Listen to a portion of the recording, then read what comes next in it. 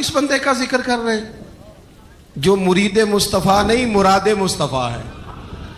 حضور نے مانگ کے لیا، اللہ سے مانگ کے لیا، نبی کریم نے مانگ کے لیا۔ عمر جب گئے نا کلمہ پڑھنے، واقعہ آپ نے سنا ہے، ہمشیرہ سے قرآن پاک سنا، اور پھر حضرت عمر کہنے لگے نہیں بہن اب بات سمجھ میں آ گئی ہے، تو اس طرح کر، میرے ہاتھ میں باندھ لیتا ہوں، گلے میں تلوار لٹکا لیتا ہوں، میں کروں آیا سا مار مقامنے نوں، ہن تسی مینوں مار دے لے چلو، اوے متے عمر دی عمر ہی برباد ہو جائے جتھے عمر سوار دے لے چلو۔ لے جاؤ نا۔ دار ارقم میں حضرت عمر کلمہ پڑھنے آ رہے ہیں، دروازے پہ حضرت امیر حمزہ کھڑے ہیں، شور پڑ گیا عمر آ گئے عمر آ گئے عمر آ گئے۔ حضرت امیر حمزہ کہنے لگے کیا ہوا اگر عمر آ گئے تو؟ اچھے ارادے سے آئے ہیں تو استقبال کریں گے، اور اگر کوئی ارادہ گڑبڑ ہے تو اگر وہ عمر ہے تو میں امیر حمزہ ہوں، آج پتہ چل جائے گا، آ گئے ہیں تو آنے دو۔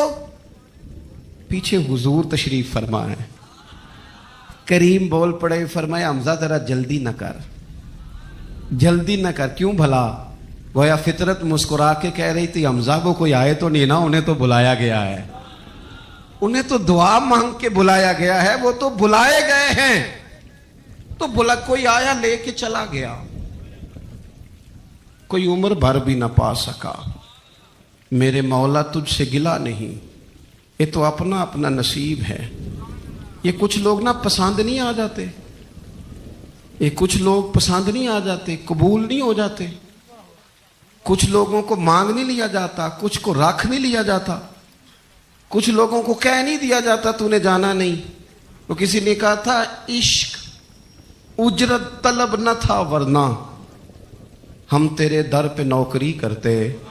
کچھ تو تڑپتے ہیں نا، تو کچھ کو کہا جاتا ہے یار تو آ جانا، تو رہ جانا۔ او حضرت عمر تو وہ ہیں جنہیں کریم نے اللہ سے مانگا ہے، اللہ سے مانگا ہے۔ اور پھر کبھی جو حضرت عمر کے بارے میں حضور نے کہا ہے نا، جو محبوب نے فرمایا ہے، حضور نے جو ان کے لیے فرمایا ہے، اس پر کبھی بندہ غور کرنا۔ حضور فرمانے لگے لوگوں سنو، میں نے رات خواب دیکھی ہے، خواب میں نے دودھ پیا ہے۔ حضور سید عالم علیہ السلام فرمانے لگے، یہ صحیح حدیث میں موجود ہے بخاری میں، فرمایا میں نے اتنا پیا ہے دودھ، اتنا پیا ہے کہ میرے ناخنوں سے بھی نظر آنے لگا۔ حضور فرمانے لگے دودھ پھر بھی بچ گیا۔ حضور فرماتے ہیں پتہ میں نے وہ دودھ خواب میں کسے دیا ہے؟ یا رسول اللہ فرمائے عمر خطاب کو دیا ہے۔ یا رسول اللہ اگر آپ نے دودھ پیا ہے اور بچا ہوا عمر کو دیا ہے، خواب آپ نے سنائی ہے، تو حضور تعبیر بھی تو آپ نہیں بتانی ہے، تو یا رسول اللہ اس کی تعبیر کیا ہے؟ حضور فرمانے لگے اس کی تعبیر علم ہے، کہ عمر فاروق کو جس طرح اللہ نے مجھے علوم دیے، عمر کو بھی علم دیا، اس کی تعبیر علم ہے، اس کی تعبیر وہ نور معرفت ہے۔ یہ پتہ ہے دودھ اور علم کی آپس میں تشبیہ کیا ہے؟ ہمارے مفسرین فرماتے ہیں جس طرح دودھ جسمانی غذا ہے نا، علم روحانی غذا ہے۔ حضرت فاروق اعظم کا علم، فقاہت، سمجھداری، معاملہ فہمی، اصول پسندی، ان کے مزاج میں ٹھہراؤ، ثابت قدمی کیوں نہ ہو، جب حضور اپنے ہاتھوں سے دودھ پلائیں اور کئی دفعہ پلائیں، ایسا کی تیری خیر تیرے میں کدے کی خیر، ایسی پلا کہ جس کا نشہ عمر بھر رہے۔ اور ایک صاحب کہنے لگے کہ پلا کے گرانا تو سب کو آتا ہے، مزہ تو تب ہے کہ گرتوں کو تھام لے ساکی۔ نبی پاک علیہ السلام نے فرمایا اس سے مراد علم ہے، فاروق اعظم کا علم۔ ایک دن پھر حضور بولے، فرمایا میں نے رات خواب دیکھی ہے۔ عزیز دوست آپ غور کریں بات پر، تو کیسی کھلی بات ہے، یعنی ساری دنیا کہتی ہے حضور کو خواب میں دیکھیں، یہ بخاری ہے۔ حضور فرمانے لگے میں نے خواب دیکھا ہے۔ یا رسول اللہ صلی اللہ علیہ وسلم کیا؟ فرمایا میں نے خواب دیکھا ہے، میں نے خواب میں دیکھا لوگوں نے قمیضیں پہنی ہوئی ہیں، کسی کی قمیض پیٹ تک ہے، کسی کی پیٹ سے بھی اوپر ہے۔ حضور فرماتے ہیں پھر میں نے خواب میں عمر کو دیکھا، عمر فاروق نے اتنی لمبی قمیض پہنی، اتنی لمبی قمیض پہنی کہ نیچے گھسٹ رہی تھی۔ حضور خواب سنا کے چپ کر گئے، یا رسول اللہ کرم نوازی کریں، تعبیر بھی تو بتائیں نا۔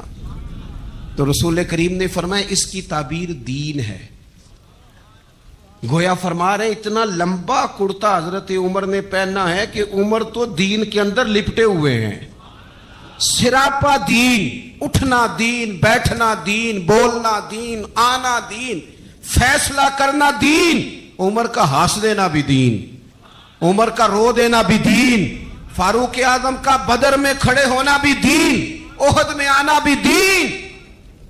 اور عمر تو دنیا سے جا رہے تھے، آخری وقت تھا، زخم لگا ہوا تھا، خون بہ رہا تھا، امت رو رہی تھی. دین نبی دا وانگ یتیمہ رووے تے کرلاوے، ان میں کتھوں لباں عمر بہادر جڑا مینوں سینے لاوے. سب لوگ پریشان تھے پر عمر سراپا دین ہے نا. عمر فاروق شدید علیل ہیں، خون بہ رہا ہے. سامنے سے ایک نوجوان گزرا تو اس کا تامد، اس کا پاجامہ، اس کی شلوار ٹخنوں سے ذرا نیچے تھی. تو حضرت عمر کہنے لگے پتر یہ اونچی کر لے، یہ میرے نبی کا طریقہ ہے. این اس وقت بھی فاروق اعظم دین کی اور لے سجنا سا توڑ ہی نہیں بھائی، اسی جان بھی دتی تے راہ تیرے، لے سجنا سا توڑ. آخر تک پانی پرن نہ سہیلیاں تے وہ رنگا رنگ کڑے، پریا اس دا جانیے جس دا توڑ چڑھے. اور میرے محبوب نے دنیا میں سامنے بٹھا کے کہا، صحیح حدیث میں موجود ہے، فرمایا عمر میں نے جنت میں تیرا گھر بھی دیکھ لیا ہے. عمر دروازے پہ حور بھی بیٹھی تھی، میں اندر جانے لگا تھا، پھر میں نے کہا عمر بڑا غیور ہے. معنی کیا ہے؟ شارحین کہتے ہیں معنی یہ ہے کہ حضور نے خود ہی قانون بنایا نا، کسی کے گھر جائیں تو اجازت لے کے جائیں. عمر میں اندر جانے لگا تھا، پھر میں رک گیا. عمر بات سن کے رو پڑے.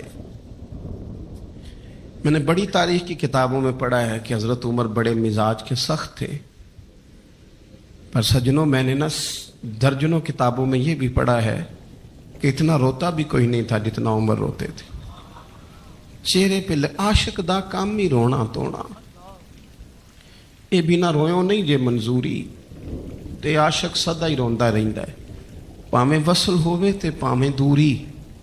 آنکھیں ہر وقت تر رہتی تھی، ہر وقت تر. دل تے بوجھ پوے جس ویلے تے پھر بوجھ اٹھاون اکھیاں.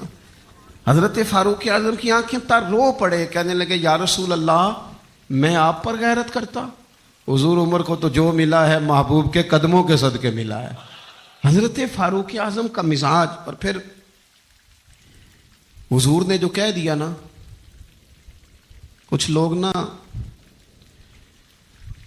بات مانتے ہیں سونی کر کے نہیں مانتے. ایک ہوتا ہے حکم، ایک ہوتی ہے رضا. کبھی کبھی ان دونوں میں فرق بھی ہوتا ہے.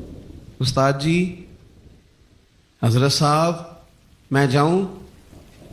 جاؤ، یہ حکم ہے، لیکن تو محسوس تو کر، لگتا ہے کہ تجھے اجازت نہیں دینا چاہ رہے، تو دل بھی تو پڑھنا. اور میں پوچھ کے آیا جی، انہوں نے مینوں آپ آکھیا سی تو جا، اور تو نے سونگا نہیں نہ، نیرا پوچھا ہی ہے. تو نے محسوس ہی نہ کیا، تو لفظوں کے ہیر پھیر میں رہا، تو جملے اوپر نیچے کرتا رہا جیسے لوگ موبائل کرتے رہتے ہیں ہر وقت، اسی چکر میں پڑا رہا. تو نے دیکھا تو صحیح، غور ہی نہیں کیا. کبھی نہ رضا میں اتر کر، جو لوگ رضا والے تھے وہ رضا پا لیتے تھے. سانو قید سجن دا گہنا ہے، وہ جنج رکھے اساں اونج رہنا ہے. پھر کے گلی گلی تباہ، ٹھوکرے سب کی کھائے کیوں، اور دل کو جو عقل دے خدا، تو تیری گلی سے جائے کیوں. کیوں بندہ رضا سے ادھر ادھر ہو؟ طے کر لیتے ہیں کچھ لوگ، وہ ساری زندگی گزار دیتے ہیں دروازہ محبوب پہ. عمر نے گزار دی عمر، سارا وقت گزارا سیدنا فاروق اعظم. اپنی زندگی ادھر ادھر نہیں گزاری. من جو لیا، طے جو کر لیا. ایک در پھڑیے، پھر انہوں محکم پھڑیے، پھر اس دے ہی ہو کے مریے. پکڑ جو لی، طے جو کر لی، گزار دی عمر، ختم ہو گئی. دعا کرو جس کی کہیں لگ گئی ہے اس کی توڑ بھی چڑھ جائے. کوئی نہ سبب کوئی جے محبوب بلاوے ایک دم تے سر نو پیر بنائیے. جے محبوب بلاوے ایک دم سر نو پیر بنائیے. وہ کدے سر منگے تے سر دے دئیے، کدے بھی دیر نہ لائیے، یار دا کدے بھی گلا نہ کریے، پاواں سیک دے ہی مر جائیے، یار دا کدے بھی گلا نہ کریے، پاواں سیک دے ہی مر جائیے، او سجنا یہاں تے لائیے ہی نہ، جے لائیے تے پھر توڑ نہیں پائیے، یہاں تے لائیے ہی نہ۔ باتیں صرف حضرت عمر کی اور عرض کرنی ہے۔ دنیا جو ہوتی ہے نا، دنیا انسان کے پاس آئے کوئی حرج نہیں، لیکن اگر بندے کا دنیا سے عشق ہو جائے تو یہ بڑا خوفناک ہے۔ حضرت فاروق اعظم رضی اللہ تعالیٰ عنہ نے جب دیکھ لیا نا رب کی معرفت کا جلوہ، جب حضور کے انوار و تجلیات دیکھ لیے، جب رسول کائنات علیہ السلام کے حسن کے جلوے دیکھ لیے، تو پھر دوبارہ دنیا کی دولت پر ان کا دل کبھی نہیں آیا، کبھی نہیں آیا۔ سب سے بڑی بات یہ تھی کہ انہیں دنیا داری سے کوئی دلچسپی نہیں۔ خطبہ دے رہے ہیں تو یہاں پہ مند لگے ہوئے ہیں، عید کی نماز پڑھنے حضرت عمر جا رہے ہیں، عید کی نماز پڑھنے تو پیروں میں جوتا کوئی نہیں۔ حضرت فاروق اعظم حج کرنے کے لیے تشریف لے گئے تو بادشاہوں کے پروٹوکول نہیں ہوتے، آج بھی حج کے موقع پر وی آئی پیز کے لیے علیحدہ بندوبست نہیں ہوتا، لیکن مشرق سے مغرب تک جس بندے کی حکومت ہے، صحابہ کہتے ہیں وہ ہمارے ساتھ گئے تو اپنے پاس ایک اضافی چادر اور لے گئے، رستے میں سفر کرتے تھے تو صرف کسی درخت کی ٹہنی پر ڈال کے چھاؤں کر لیتے تھے، کئی دفعہ زمین پہ کچھ بچھاتے تھے، کئی دفعہ کچھ بھی نہیں بچھاتے تھے، اس لیے کہ ادھر پھر توجہ ہوتی نہیں نا، توجہ ادھر ہو جاتی ہے، توجہ ادھر ہو جاتی ہے۔ اب میری نگاہوں میں جچتا نہیں کیونکہ جیسے میرے محبوب ہیں ایسا حضرت سیدنا سعد بن ابی وقاص رضی اللہ تعالیٰ عنہ کا چمکتا دمکتا فرمان مصنف ابن ابی شیبہ میں موجود ہے۔ حضرت سعد بن ابی وقاص رضی اللہ تعالیٰ عنہ فرمانے لگے، عمر کوئی ہم سے پہلے نہیں اسلام لائے لیکن درجہ زیادہ لے گئے۔ فرمانے لگے تمہیں پتہ ہے عمر درجہ کیسے زیادہ لے گئے؟ اس لیے کہ عمر کو دنیا داری میں کوئی رغبت ہی نہیں تھی، انہوں نے اپنا دل ہر طرف سے توڑ کے رب رسول کے ساتھ جوڑ لیا، کوئی دلچسپی نہیں تھی، کوئی معاملہ ہی نہیں تھا۔ ہم نا بہت زیادہ دنیا داری کرتے، ہر وقت مادہ پرستی کی باتیں کرتے، دولت الا ماشاءاللہ مذہبی لوگوں کو بھی اپنے گرویدہ کر لیتی ہے، ساتھ اپنے ملا لیتی۔ دوسری بات حضرت فاروق اعظم میں جو بہت اہم تھی، بس میں بات ختم کر رہا ہوں، آپ توجہ کریں۔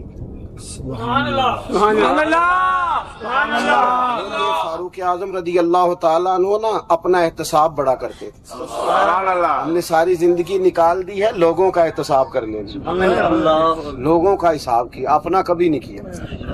ہم نا اپنے تئی تو ہم یہ کہتے ہیں جی منو تو یاد نہیں کدی کسی نہ کوئی زیادتی کیتی ہوگی، میں تو بندہ ہی بڑا اچھا ہوں جی، وہ جی آپ کو پتہ ہی نہیں جی بڑی اللہ کی کرم نوازی ہے جی، فلانی نیکی بھی میرے کھاتے، فلانی نیکی۔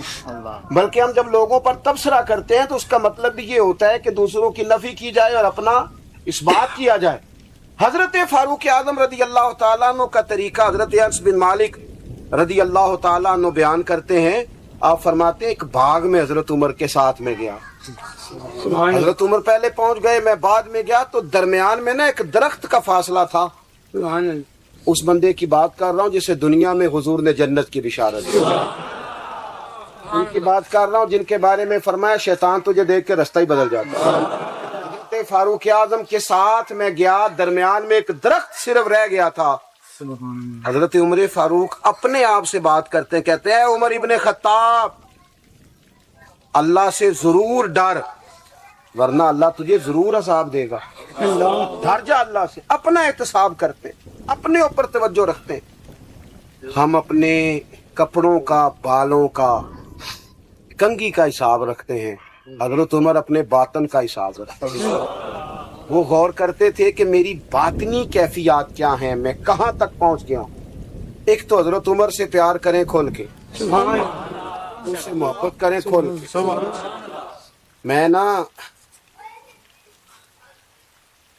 میں آپ سے عرض کروں، میں جناب فاروق اعظم رضی اللہ تعالیٰ عنہ کو جب پڑھتا ہوں نا، ان کی باتیں دیکھتا ہوں تو اندر دیوانگی پیدا ہو جائے. میں نا کبھی کبھی سوچتا ہوں کہ اتنے بڑے لوگ بھی دنیا میں آئے. اور میں دعوے اور ذمہ داری سے کہتا ہوں، ملت کے جوانوں، حضرت عمر کو پڑھو، حضرت عمر کو سنو، حضرت فاروق اعظم کے حوالے سے معلومات جمع کرو. اگر تم حضرت عمر کو پڑھنے سننے میں کامیاب ہو گئے تو فاروق اعظم سے عشق کرو گے، سمجھ آئے گی زندگی کیسے جی جاتی ہے اور بھرپور کیسے جیا جا سکتا ہے. شرط یہ ہے کہ حضرت عمر کو پڑھا جائے، حضرت فاروق اعظم رضی اللہ تعالیٰ عنہ کو پڑھا جائے، سنا جائے. حضرت عمر کی زندگی میں دو ہی باتیں، دنیا سے بے رغبتی پوری، مال دولت گاڑیاں کوٹھیاں رکھیں آپ، لیکن ان سے عشق نہ کریں. عشق اللہ رسول سے. اور دوسری بات، حساب اپنا کر، اپنے باطن کا خیال رکھنا ہے کہ اندر اجڑ پجڑ تو نہیں گیا، اندر کی کیفیات کیا ہیں اس کا خیال رکھنا. سیدہ عائشہ صدیقہ رضی اللہ تعالی عنہا فرماتی ہیں، نبی پاک نے اپنے دست مبارک سے کبھی نہیں مارا کسی بچے کو، کبھی کسی عورت کو نہیں مارا، کبھی کسی غلام کو نہیں مارا. ایک دفعہ ایک دوست نے کہا کہ فلاں استاد صاحب مارتے بڑا ہے. میں نے کہا منت کرنی ہے، بندہ معزز ہے، پوچھنا ہے کسی دن کس دلیل سے مارتے، پوچھنا ہے کسی وقت، عرض کرنا ہے، کو مل جائے.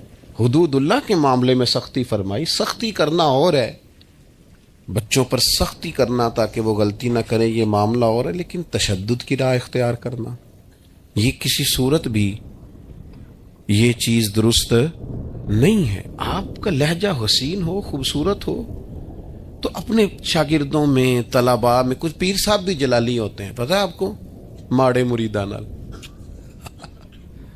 تگڑے نال نہیں، وہاں جمال ہی جمال ہے. سارا بندہ تگڑا ہونا چاہیے، پھر کوئی جلال نہیں، پھر تو خیر صلاح ہے، پھر تو پیر صاحب بھی کیا اعزاز دیتے ہیں. خدا بندہ یہ تیرے سادہ دل بندے کی درجائیں، درویشی بھی عیاری ہے، شہنشاہی بھی عیاری، دونوں طرف ہی لوگ طریقہ دوسرا اختیار کر رہے ہیں. یہ حضرت بڑے جلالی تھے، میں کہا تو غریب آدمی ہوئے گا نا، ہاں اس لیے جلالی تھے، تو تگڑا ہوتا تو جلال شلال چھٹی تھی ساری. تو وزادار رہیں، مزاج میں بردباری رکھیں، حلیم الطبع رہیں. اگر آپ شور کریں گے، آپ کی گفتگو اور آپ کا لب و لہجہ بے چینی ظاہر کرے گا تو آپ کا وقار جاتا رہے گا. آپ کی جھکی نظروں میں اور خاموش جملوں میں اللہ وزن پیدا کر دے گا. خاموش جو وہ حضرت باعزید فرمایا کرتے تھے علیہ رحمہ، جس نے ہماری چپ سے کچھ نہیں سیکھا اس نے ہماری تقریر سے کیا سیکھنا. تو ایک تو یہ کہ وزادار ہیں، یہ دن ہے، یہ وقت گزارنے کا، اور جاہلوں سے الجھنا نہیں. امام شافعی رحمۃ اللہ علیہ فرمایا کرتے تھے، زندگی میں علمی گفتگو ہوئی ہے، فرماتے ہیں کبھی علماء سے گفتگو ہوئی اور کبھی جہلاء سے گفتگو ہوئی. فرماتے تھے جب میری علماء سے گفتگو ہوئی ہے، کبھی سامنے والا عالم کے دلائل مضبوط تھے وہ کامیاب ہو گئے، کبھی میرے مضبوط تھے میں کام. عالم سے گفتگو ہوئی تو کبھی وہ جیت گئے کبھی میں. لیکن فرمایا کرتے تھے جاہلوں سے جب بھی میری بحث ہوئی ہے جاہل ہی جیتے ہیں. جاہلوں سے کبھی بندہ جیت سکتا، بندہ جو جاہل ہے اس سے آپ جیت رہے ہیں. یہ تو وہ میں اکثر دوستوں سے کہتا ہوں، میاں بیوی کے جھگڑے میں زیادہ غلطی میاں صاحب کی ہوتی ہے. اس کی وجہ یہ ہے کہ آپ کہہ رہے ہیں کہ عورت کی عقل کمزور ہے، تو اس کی کمزور ہے تو آپ کی تو میاں پوری ہے نا.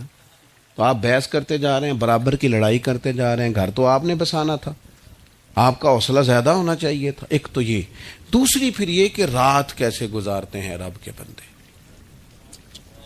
موبائل پہ ساری رات بتا دیتے ہیں، چار دوست بیٹھے اور ساری دنیا پہ تبصرہ کر کے وقت ضائع کرتے ہیں. نہیں، والذین یبیتون لربہم سجدا وقیاما، وہ رات گزارتے ہیں اپنے رب کے لیے سجدہ کرتے، قیام کرتے ہوئے، اس کے حضور حاضر رہ کر. اللہ یہ جو مصلی ہوتا ہے نا، یہ بندے کو طاقتور کرتا ہے. یہ جو اس کی عبادت ہوتی ہے یہ اسے خدائی طاقتیں دیتی ہے. جو لوگ عبادات کرتے تھے، بہت سارے لوگ کہتے ہیں خالی دعا سے کیا ہوتا ہے، اور میں نے کہا اللہ کے بندے، دعا تو مومن کا ہتھیار ہے. نبی کریم رات کو دعا کریں تو صبح حضرت عمر جیسا آدمی اللہ اسلام کو عطا کرتا ہے۔ اپنے مزاج میں عبادت کا ذوق لائیں۔ یہ کچھ چیزوں نے نا، میڈیا نے، یہ موبائل نے، یہ ان چیزوں نے ہم سے ہمارا مسلح چھین لیا ہے۔ جب تک انسان عبادت، ہمارے بڑے استاد تھے نا مفتی حبیب اللہ صاحب رحمۃ اللہ علیہ، مفتی صاحب رحمۃ اللہ علیہ فرمایا کرتے تھے کہ میں جب سید صاحب کے پاس پڑھ کے واپس آیا تو میں تہجد کی نماز کے لیے نہیں اٹھتا تھا، عالم بھی ہو گیا، حافظ بھی ہو گیا، تو میرے والد صاحب میاں جی ان کو کہتے ہیں وہ مجھے ایک دن کہنے لگے حافظ، تو میں پڑھیا نہیں، میں پھر بھی اٹھ کے سویرے نفل پڑھنا، تو جس سویرے اٹھ کے تہجد نہیں سی پڑھنی تو علم کا دلی پڑھیا سی، مصلی پہ نہیں بیٹھتا یار، تو سویرے اٹھتا ہی نہیں، اس کے حضور حاضر ہی نہیں ہوتا۔ میں آپ سے عرض کروں، مضبوط عبادت کا ذوق، اور تبصرے چھوڑ دیں کہ فلانا نہیں پڑھتا، فلانا نہیں پڑھتا، شکر کر اللہ نے توفیق دی ہے۔ اور میں یہ عبادت یہ بھی انسان کو مضبوط کرتی ہے۔ آپ جب لمبی دعائیں مانگتے ہیں تو آپ کا رب سے رشتہ مضبوط ہوتا ہے، آپ دنیا سے بے نیاز ہوتے ہیں، لوگوں کی زیادہ ضرورت نہیں پڑتی بندے کو۔ جب وہ ساری باتیں اللہ رسول سے کہنے کا عادی ہو جاتا ہے، پھر اسے حاجت نہیں رہتی دنیا دار اس کی مدد کرے نہ کرے۔ شرط یہ ہے کہ اس کی عبادات مضبوط ہوں۔ نبی پاک علیہ السلام سارا دینی دین کا کام کرتے تھے، حضور ہر وقت ہی عبادت میں رہتے تھے، ہر وقت۔ لیکن اس کے باوجود سیدہ عائشہ صدیقہ فرماتی ہیں گھر تشریف لائے اور حضور نے مصلی بچھا لیا اور ساری رات ہی نماز پڑھی۔ یہ صحیح مسلم میں آپ کو ملے۔ اور جب میں نے عرض کی حضور آپ کے صدقے اللہ اگلے پچھلوں کو معاف کرے گا، آپ اتنی زیادہ مشقت کرتے ہیں، آپ تو محبوب ہیں اللہ کے، تو فرمانے لگے عائشہ میں رب کا شکر گزار بندہ نہ بنوں؟ میرے بھائی، عبادت کے ساتھ رشتہ، اب یہ جو ہماری راتیں تھیں تاک ایک رہ گئی ہے، یہ خاص اوقات تھے اللہ کی بارگاہ میں حاضری کی، سٹیٹس لگا کے ضائع کر دی۔ اب تو معافیاں، وہ ایک دوست میرے پاس جمعہ پڑھنے آتے تھے تو عمرے پہ جا رہے تھے، بس میں بات ختم کرنے لگا ہوں، جمعے جا رہے تھے عمرے پہ، تو مجھے کہنے لگے غلطی ہو گئی تو معاف کر دینا۔ میں نے کہا آپ تو مجھے احترام سے مل کے جاتے ہیں، رشتہ داروں سے معافی مانگیں، جن کے ساتھ کام کرتے ہیں ان سے معافی مانگیں، جن سے لین دین ہے ان سے۔ یہ کیا رسمیں ہوئی فیس بک پہ لگا دیا، کوئی غلطی ہو گئی ہو تو معاف کر دینا، یہ طریقہ ہے معافی مانگنے کا؟ ہمیں پتہ ہوتا ہے، پتہ سارا ہے سردار نو کیتیاں دا، یہ دا پردہ چا پایا ہی تیرا پلا ہو سی، مان دانم کے مان دانم، خبر ہے ہر بات کی۔ اپنے آپ کو مضبوط کریں اللہ رسول کے ساتھ، آپ دعائیں مانگیں۔ آپ یقین کریں، حضرت مولا علی شیر خدا رضی اللہ تعالیٰ عنہ سے کسی نے پوچھا حضور کے صحابہ کا طریقہ کیا تھا؟ فرمایا دن کے مجاہد، رات کے راہب۔ رات مصلوں پہ بیٹھتے تھے تو لگتا تھا دنیا کے ساتھ ان کا تعلق ہی کوئی نہیں، یعنی جم کے نمازیں پڑھتے تھے، عبادتیں کرتے تھے، اور دن کو جب وہ بیٹھتے تھے گھوڑوں پر تو ان سے بڑا مجاہد بھی کوئی نہیں ہوتا۔ اپنی مزاج کو، طبیعت کو اس طرف مائل کریں۔ کچھ دکھ نہ ہمارے بڑے ذاتی ہوتے ہیں، ہم کسی سے نہیں کہہ سکتے، بڑے نجی کچھ تکلیفیں ہوتی ہیں انسانوں کی، وہ تو اپنے آپ سے نکل جاتی۔ اتنے گہرے زخم ہوتے ہیں بعض لوگوں کے، حل ہے نا اس کا، جو کسی سے نہیں کہہ سکتے، مصلی پہ بیٹھو رب سے کہہ دو، اس کی بارگاہ میں عرض کر دو۔ نبی کریم علیہ السلام نے فرمایا جو رب سے دعا نہ مانگے اللہ ناراض ہوتا ہے، جو زیادہ دعائیں مانگے اللہ اسے راضی ہوتا ہے۔ کیوں ادھر ادھر دنیا داروں کے سامنے کشکول طلب دراز کرتے ہو؟ مالک کے حضور حاضری دو۔ دو ہی باتیں زندگی میں کامیابی کا زینہ ہے، ایک تو نہایت بردباری سے، الجھاؤ کے بغیر اپنے روزمرہ کے معاملات کو گزاریں، کوشش کریں۔ ہاں کبھی عقیدے کے معاملے میں کسی جگہ مناظرہ کرنا ہوگا، گفتگو کرنی ہوگی تو علماء کریں گے، جن کا یہ میدان ہے، ایک آ کے حق کے لیے کھڑے ہوں گے۔ لیکن ہم جو عوام ہیں، ہم کوشش کریں، اور ذاتی معاملات میں تو بالکل نہ الجھاؤ پیدا کریں، شخصی معاملات میں تو بالکل بھی نہ الجھیں، بردباری سے، حوصلے سے، تحمل سے وقت گزاریں۔ اور آخری گزارش آپ کی خدمت میں یہ ہے، مثبت جو لوگ رہتے ہیں نا، وہ سکون میں بڑا رہتے ہیں، جن کے ذہن منفی ہوتے ہیں نا وہ بے چین بڑے رہتے ہیں. ساری زندگی لوگ دوسرے کا چہرہ صاف کرتے رہتے ہیں. کبھی تھوڑی سی محنت اپنی اینک کے شیشے پہ بھی کر لی جائے نا تو پھر بھی محسوس ہوتا ہے کہ اوہ یار نقطہ تو یہاں تھا، میں کہیں اور صفائی کرتا رہا. مثبت ضرور سوچیں. ہم نے اپنوں رشتہ داروں، دوستوں، یاروں سب کو ہی اپنے حق میں غلط کر لیا ہے چونکہ ہماری سوچ منفی ہے. کسی بہترین اردو داں کا جملہ نہیں بلکہ یہ اللہ کا قرآن ہے. فرمایا مشکل میں تم ہو تو گراں میرے محبوب پہ گزرتا ہے. حضور تو جلدی کرتے ہیں تمہاری بھلائی چاہنے میں. کیوں؟ رشتہ بڑا گہرا ہے. النبی اولیٰ بالمؤمنین من انفسہم. فرمایا یہ وہ محبوب ہیں جو تمہاری جانوں سے بھی تمہارے زیادہ قریب ہیں. رسول کائنات صلی اللہ تعالی علیہ وآلہ وسلم امت کے حق میں نرم دل رکھتے. نرم. لوگ سمجھتے ہیں شاید کسی کا بھلا یہ ہوتا ہے اس کو 4 پیسے دے دیے جائیں، شاید اس کا بھلا یہ ہے کہ اسے نوکری پہ لگوا دیا جائے، شاید بھلا یہ ہے کہ اس شخص کو اگر کسی وہ مشکل میں آ گیا ہے تھانے کچہری کے معاملے میں تو وہاں اس کو سہولت دلا دی جائے، آسانی کر دی جائے، کسی کو مضبوط کر دیا جائے تو یہ اس کے ساتھ بھلائی ہے. میرے رسول پاک صلی اللہ تعالی علیہ وسلم نے بتایا کہ میں نہ مکارم اخلاق کی تکمیل کے لیے آیا ہوں، میں تمہارا وہ نفع کرنے آیا ہوں کہ تمہارا دل ساری جگہوں سے ہٹا کے رب رسول کی طرف مائل کرنا ہے. تمہاری طبیعتوں کے اندر جو سختی ہے اسے نرمی میں بدلنا ہے. تمہارے مزاجوں کے اندر جو بے لگام خواہشات ہیں انہیں شریعت اسلامیہ کی پابندی کی لگام دینی ہے. حضور سید عالم علیہ السلام نے لوگوں کی اصلاح کا جو دیکھے نا، اگر کسی گھر میں بگڑے بچے سنور جائے نا تو روٹی تھوڑی بھی ہو تو گزارا ہو جاتا ہے. اگر گھر والے اخلاقاً اتنے اعلیٰ ہوں، ایک دوسرے سے پیار کرتے ہوں تو تھوڑے پیسوں پر بھی وقت گزر جاتا ہے. رسول پاک کا دل دھڑکتا تھا. کس لیے؟ صرف اس لیے نہیں کہ لوگوں کو نوکریاں مل جائیں، مال مل جائے، لوگ جو ہیں ان کے گھر کشادہ ہو جائیں، بلکہ حضور کا دل دھڑکتا تھا کہ لوگ دوزخ سے بچ جائیں، جنت کی طرف ان کا سفر ہو جائے. ان کے دلوں سے حسد کو، تکبر کو، غرور کو، انا کو، خود پسندی کو، عجب کو نکال دیا جائے. یتلو علیکم آیاتنا ویزکیکم، ان کا تزکیہ کر دیا جائے، دل صاف کر دیے جائیں. رسول پاک صلی اللہ علیہ وسلم احساس کے ساتھ جاتے. ہمارے ہاں نا تبلیغ ہوتی ہے لیکن اس میں درد نہیں ہوتا، الا ماشاء اللہ اچھے لوگوں کی بات نہیں کرتا. لو میرے جیسے آدمی نے تقریر کرنی ہے، گھنٹہ گزارنا ہی ہے، تو پھر بعض اوقات نفس کی خواہشیں غالب ہوتی ہیں تو وہ اصلاح سے زیادہ شوق داد لینے کا غالب آ جاتا ہے. وہ آپ کو پتہ ہے نا، وہ ہمارے ہاں پھر وہ نقیب محفل بیچارہ کبھی بھاگ کے ادھر چلا جاتا ہے، کبھی بھاگ کے ادھر آتا ہے، کہتا ہے میں نے جملہ دینا ہے. اب وہ ایسے لگتا ہے جملہ نہیں دینے لگا، کوئی ایٹم بم دینے لگا ہے جس میں اتنی اسے پریشانی. ایک جملہ کہنے لگا ہوں، سنبھال کے رکھنا، ضائع نہ کرنا، یہ نہ کرنا.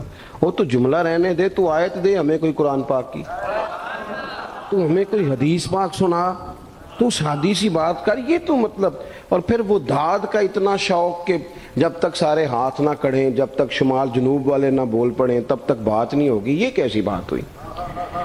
اصلاح کے اندر تو آپ کا درد آپ کی زبان سے زیادہ اثر رکھتا ہے. اقبال کہنے لگے کہ بات جو دل سے نکلتی ہے اثر رکھتی ہے، پر تو نہیں، پر طاقت پرواز مگر رکھتی ہے. وہ تو اڑتی ہے، وہ تو اس کی تو پذیرائی ہوتی ہے اگر بات دل سے نکل رہی ہے تو. عزیز بھائی یاد رکھیے گا، حضور سید عالم علیہ السلام درد دل کے ساتھ دعوت دیتے لوگوں. 10 دن حضور نے طائف میں قیام کیا ہے، ایک بندے نے بھی کلمہ نہیں پڑھا، الٹا انہوں نے روڑے مارے. تکلیف تھی. حضور واپس آ رہے ہیں، صحابی ساتھ ہے، باغ میں بیٹھ گئے. اتنی صحت مبارک پر انہوں نے معاذ اللہ تعالیٰ سنگ باری کی کہ خون مبارک بہ رہا ہے. فوراً عرض گزار ہوئے، یا رسول اللہ صلی اللہ علیہ وسلم آپ دعا کر دیں یہ تباہ ہو جائیں. فرشتہ بھی حاضر ہو گیا، حضور آپ دعا کریں یہ تباہ ہو جائیں.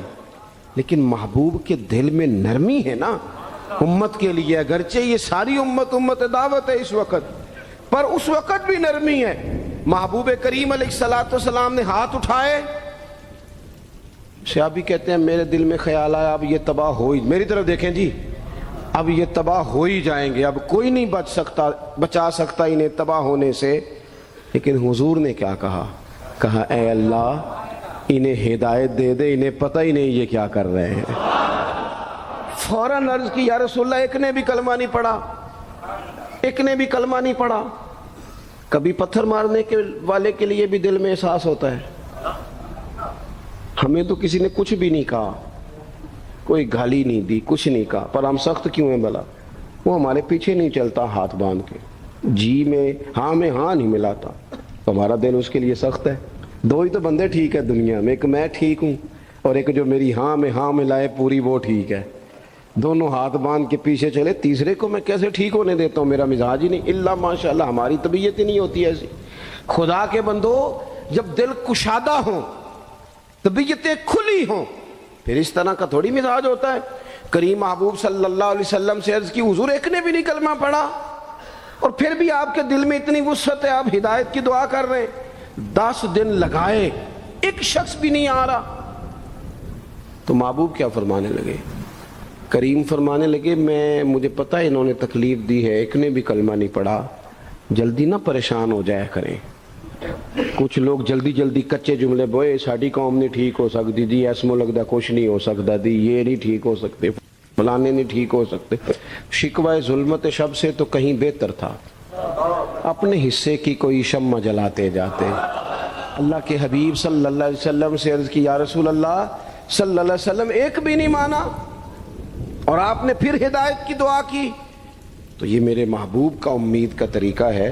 کریم فرمانے لگے اگر آج یہ نہیں مانتے تو پھر بھی تباہی کی دعا نہیں کرنی، یہ نہیں مانتے تو ان کی آنے والی نسلیں مان جائیں گی، مان جائیں گے لوگ۔ اپنے دل میں جب آپ نرمی لے آتے، ہمارے نا سینکڑوں نوجوان گناہوں میں چلے گئے ایک ایک علاقے سے۔ جو آدمی گناہ میں مبتلا ہوتا ہے نا وہ سخت تکلیف میں ہوتا ہے۔ انسان کو جو چیز سب سے زیادہ ستاتی ہے وہ اس کی اپنی غلطیاں ہوتی ہیں۔ حدیث میں فرمایا ما حاک فی صدرک، کھٹکتا ہے سینے میں، چبھتا ہے گناہ۔ یہ تکلیف دہ معاملہ ہوتا ہے، تڑپتے ہیں لوگ، سسکتے ہیں، لیکن روایتی انداز سارا جب ہماری مجالس اور محافل میں ہو جاتا ہے، کوئی نہیں وقت دینے والا، پیار کرنے والا، تھپکی دینے والا، بازو تھام، کوئی نہیں۔ ایک تقریر وہ ہے جو میں آپ سے کرتا ہوں، بس ٹھیک ہے گھنٹہ گزارنا ہے، تو وہ بھی کئی میری طرح کے لوگ ہیں جو جمعرات کو فیصلہ کرتے ہیں سویرے کیا بیان کرنا۔ حالانکہ میری طرح کے جو چھوٹے ہیں وہ ہفتے سے ہی تیاری شروع کر لیتے ہیں تاکہ کچھ غور فکر کر کے قوم کے سامنے رکھا جائے، ضروری۔ اب ایک تقریر میں آپ سے کرتا ہوں، سمجھانے کے لیے عرض کرتا ہوں، ایک تقریر ایسی ہے جو خطیب صاحب آپ سے کرتے ہیں اور خدا نہ خواستہ اللہ تعالیٰ معاف کرے صرف سمجھانے کے لیے، اگر ان کو پتہ چل جائے کہ ان کا بیٹا کسی غلطی میں مبتلا ہو گیا تو پھر بھی اسی طرح ہی داد و تحسین کے لیے لش پش کر کے تقریر ہوگی؟ نہیں، پھر یہ انداز نہیں ہوتا۔ پھر تو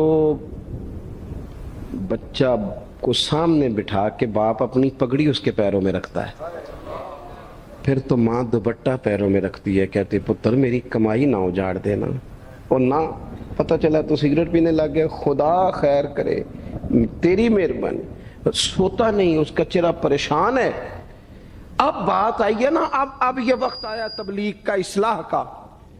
اسے منت کر کے سمجھایا، اس کو گزارش کی، اس نے کہا ابا جی غلطی ہو گئی تھی، آئندہ نہیں کرتا، پوری اس نے تسلی دی، پھر بھی نہیں سوتا۔ بچہ تو وعدہ کر کے چلا گیا، پھر بھی نہیں سویا، وہ اپنے کمرے میں چلا گیا اور اس نے مصلی بچھا لیا۔